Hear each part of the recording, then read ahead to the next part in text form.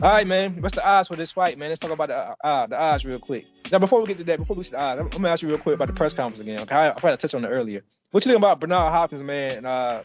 Pretty much going into Tank Davis' face and saying that he's about that life and trying to play street bodyguard for Ryan Garcia, trying to give Ryan Garcia a little bit of street cred in there on the stage, man. I think he needed help. I think it's been, for me, it's been kind of cringe-worthy. Some of Ryan Garcia, his trash talking is almost like Malibu Most Wanted type trash talking. And it's been cringe-worthy for me. It's like, don't say that, Ryan. You know what I mean? And I think Bernard kind of picked up on that, so he felt like he had to throw in and help him out.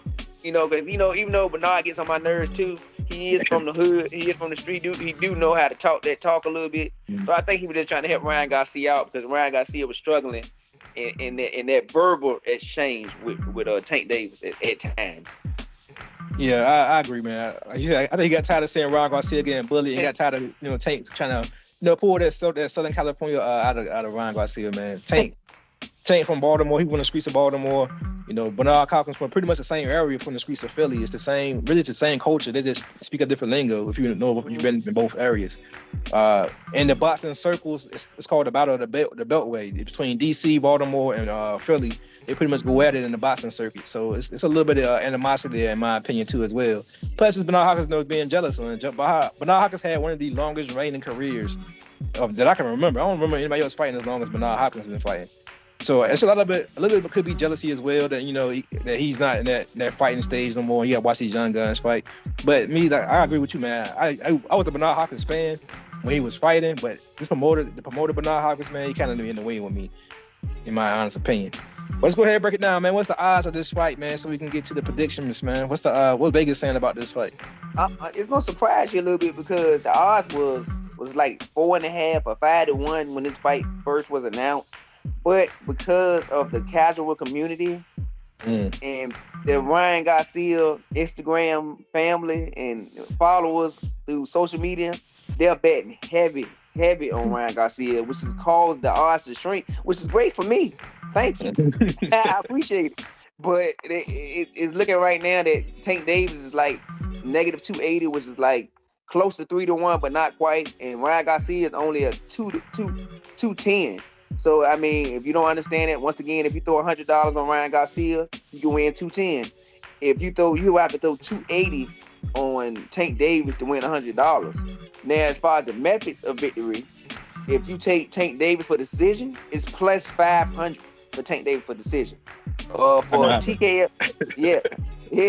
TKO is -135, which is almost even.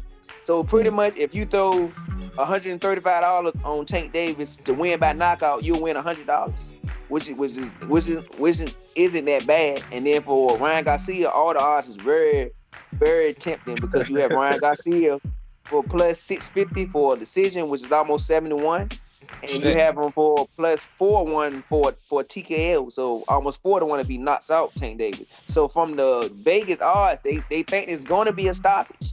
And like I said, if you want to bet on the rounds, you getting 20 times to 50 times your money if you can bet the round that the fight is stopped. So it's very interesting now. I got to sit around and think about this now because if you want to bet straight money on Tank Davis and you think he's going to knock him out, you probably going to have to bet kind of big.